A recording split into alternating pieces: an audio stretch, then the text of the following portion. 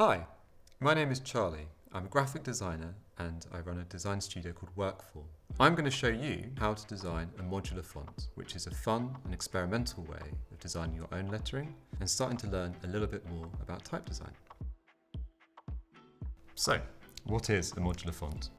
So whereas in most font design, each letter is designed to be quite separate and quite distinctive, in a modular font, the same letters are made out of a repeating and simplified set of shapes. And here we can see the same shapes repeated for different letters. So this is the same shape as this, and this is the same shape as this. How to choose your kit of parts.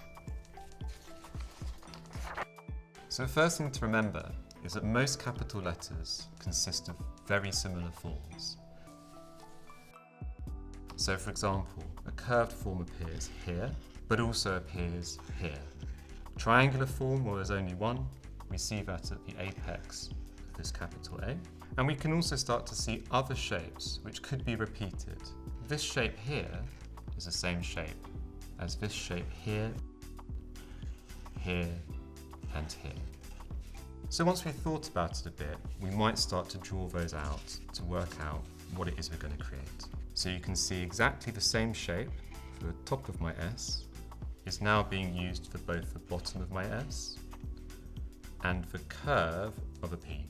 That shape in the capital H we looked at, I'm now using exactly the same line for the crossbar of my capital A and also for my capital E. This quite complicated word has been reduced to 1, 2, 3, 4 shapes. I've then thought about if they could be a bit more fun and a bit more expressive. So rather than a straight line here, I've merged 3 circles together to make something more bubbly. And rather than the thin curve that I had here, I've made this much wider and I've added a rounded end. Once we've decided on our basic shapes, we need to test them out to make sure that what we've done here is going to make all of the letters that we need them to. What I like to do is actually cut the shapes that I've created out of paper and then start to move them around to make the different letter forms that I might need. And this is really where designing a modular font becomes a lot like a game. And I think it's a really great way to challenge your creativity and think about lettering as actually kind of like making a puzzle. And once you're happy with one of your lettering designs, you might want to keep it so you can remember it for the future. What I would do is trace around the edge of that.